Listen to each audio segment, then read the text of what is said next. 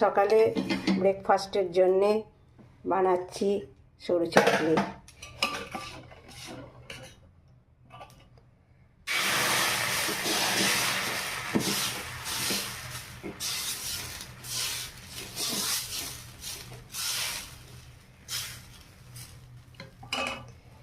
এই যে কলাইয়ের ডাল পেস্ট করে নিয়েছি মিক্সিতে, আর এটা চাল আর এটা কলাইয়ের ডাল, এই দুটোকে মিক্স করে নিয়েছি নুন দিয়ে অল্প একটু তেল দিয়ে সরু চাকলি করছি।